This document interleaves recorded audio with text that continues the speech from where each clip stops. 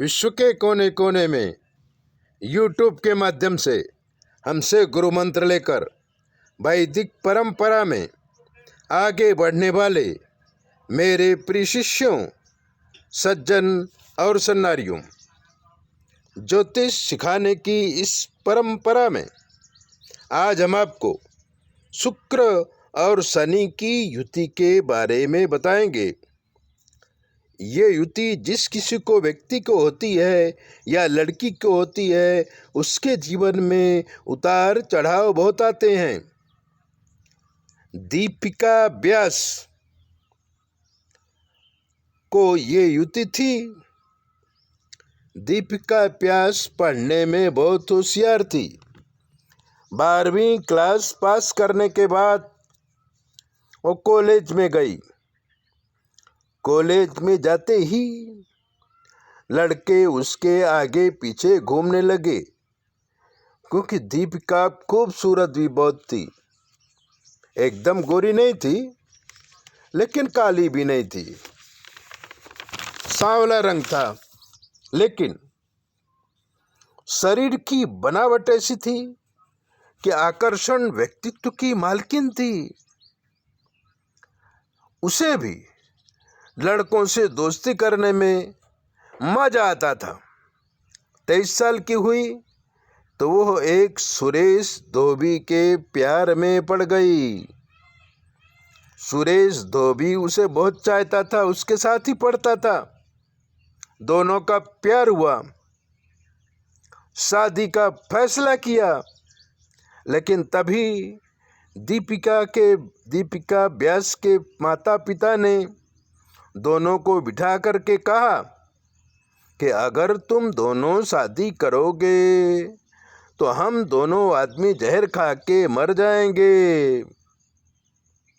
दीपिका और सुरेश दोनों ने मिलकर अलग होने का निश्चित किया और अलग हो गए।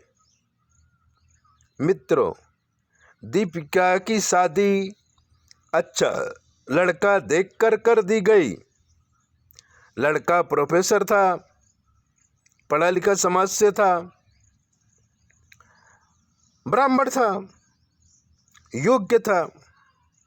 धाम धूम से शादी हो गई। दीपिका अपने घर गई, लेकिन 1 साल के अंदर वो इस प्रोफेसर से ऊब गई और सुरेश धोबी को फोन करने लगी। सुरेश धोबी की भी शादी हो गई थी। दोनों फोन पर बात करते थे। दीपिका के पति को ये बात पता चली कि शादी के पहले दीपिका सुरेश से प्यार करती थी, इसलिए वो उस पर नज़र रखने लगा। और नज़र रखते हुए उसने फोन की सारी बातें सुन लिया। दीपिका को मारने पीटने लगा और एक दिन उसको घर से निकाल दिया। दीपिका घर आई, पंचायत हुई, लेकिन गलती दीपिका की थी, इसलिए सुरेश उसे डिवोर्स दे दिया, अपने साथ नहीं ले गया।